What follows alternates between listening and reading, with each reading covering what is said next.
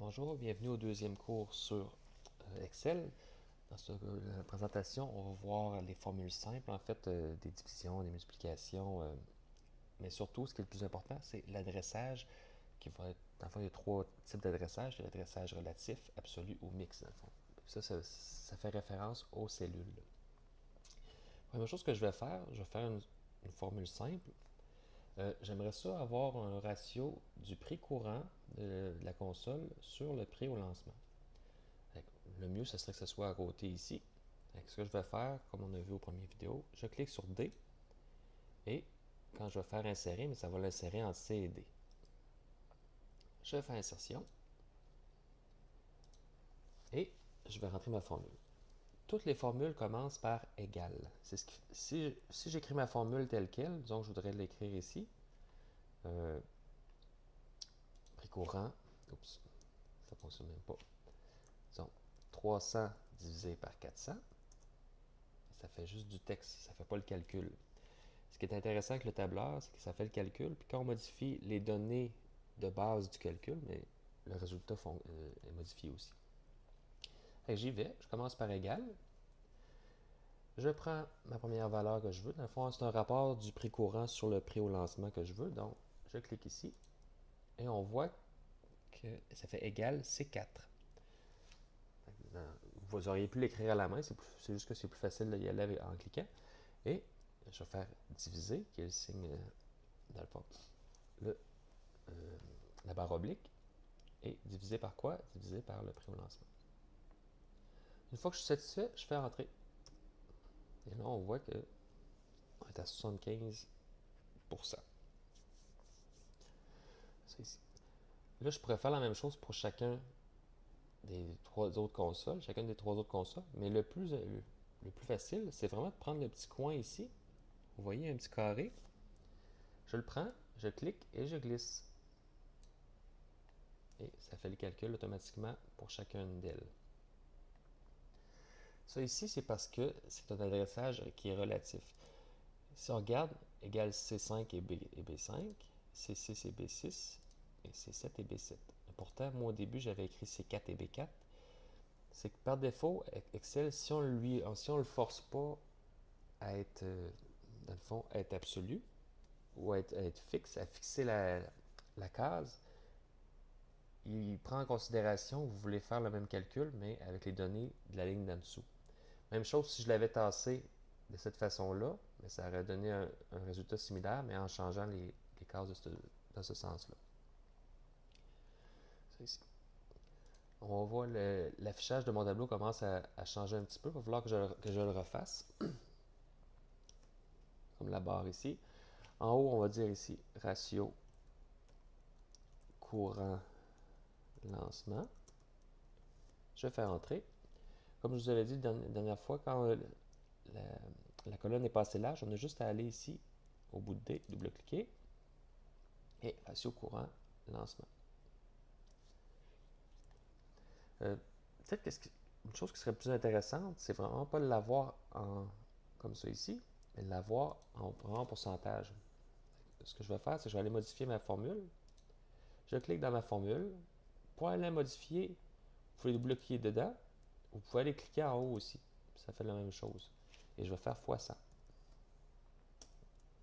Là, ça a seulement modifié la première. Si je veux refaire pour les autres, je clique et glisse. Il y a un petit résultat que j'aime pas ici. Comment on fait pour le modifier? Dans le fond, ce qu'on va faire, c'est qu'on va changer le format de la cellule. Par défaut, il y a un certain affichage qui est fait. Nous, on peut le forcer pour que ce ne soit pas tous les chiffres, toutes les décimales après la virgule qui soient affichés. Bouton droit de la souris. Je m'en vais dans le format de la cellule. Moi ici. Et je vais aller dans nombre, puis je peux demander le nombre de décimales. 2, habituellement, c'est correct. Ça dépend du type de calcul que vous faites. Ici, je fais OK. Et là, on a un résultat qui ressemble plus à... qui est plus lisible, en fait. Ça ici. Autre calcul que je voudrais faire, j'aimerais peut-être ça avoir le prix coûtant, Mais cette fois-ci, j'aimerais ça l'avoir en dollars, le prix courant en dollars des États-Unis, en dollars américains. Fait que je pourrais me créer une nouvelle colonne ici. Prix courant. Je vais écrire USD, United States Dollar, qui est le code. Et là, je vais avoir un petit défi. Fait que là, qu'est-ce que je veux? C'est multiplier ce prix-là par un ratio, dans le fond, qui est le taux de change. Le taux de change, je vais aller le mettre ici. Je pourrais le mettre sur une autre feuille ou je pourrais le mettre, dans le fond, c'est vous qui décidez, ça dépend de vos besoins. Taux de change. J'agrandis ici. On dirait que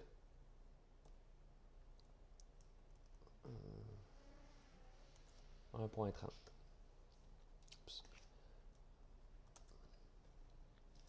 1,30.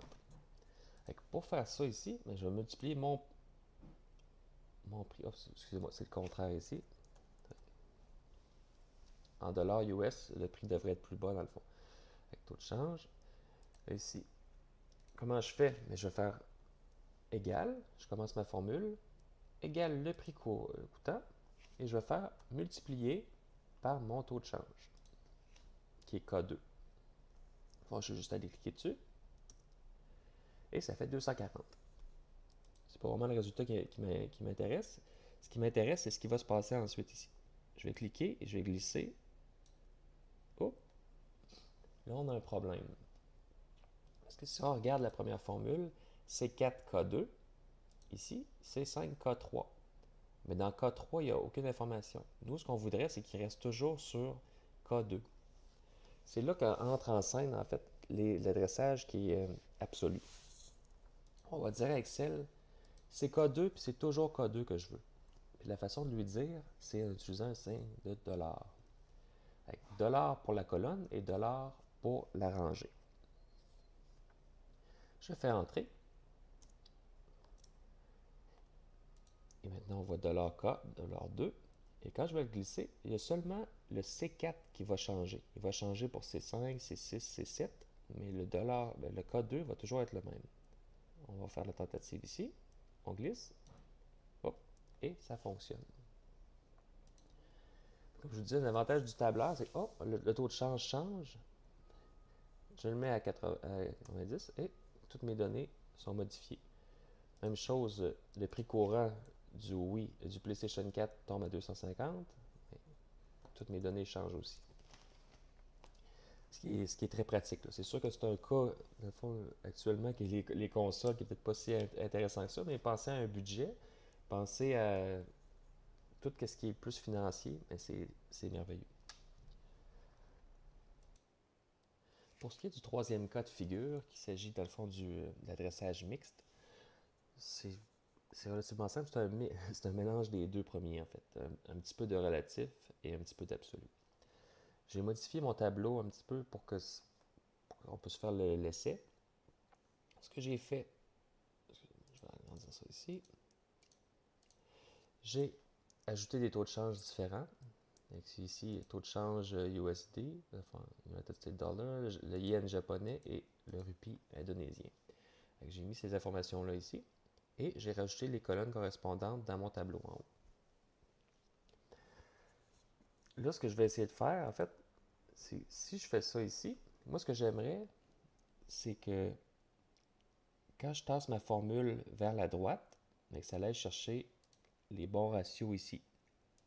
Mais en ce moment, si je la tasse ici à droite, on regarde le prix du yen courant, mais c'est D4 fois $B12, $12, qui est encore le dollar US.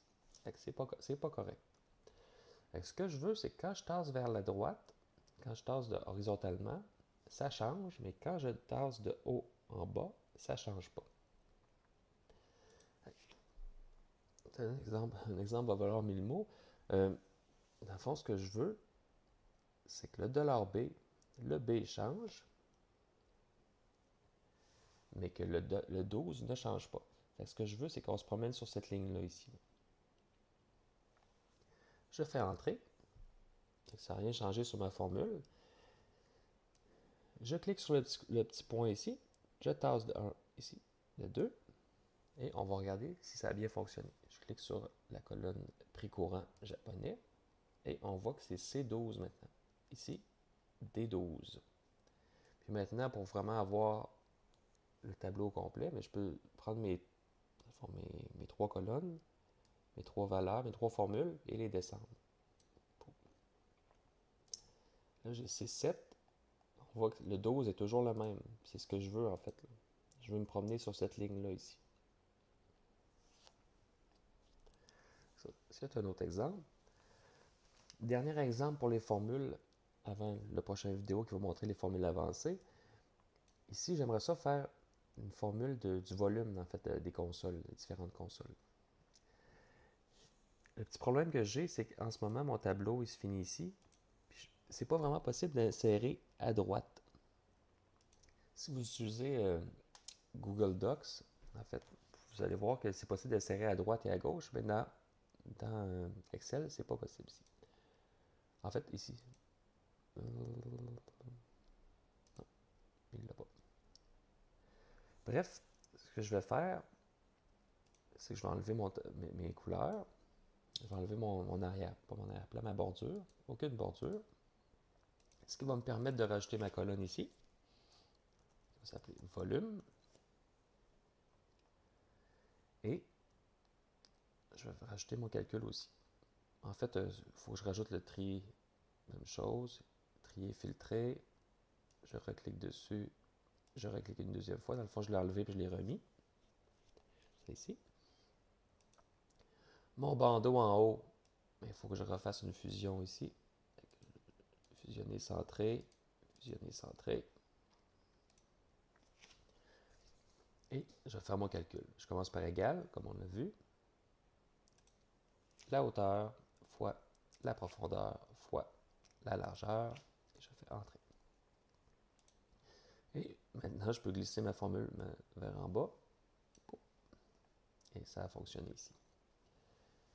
Là, il me reste à remettre du look, un peu de l'esthétique sur mon tableau. On voit que ça fonctionne.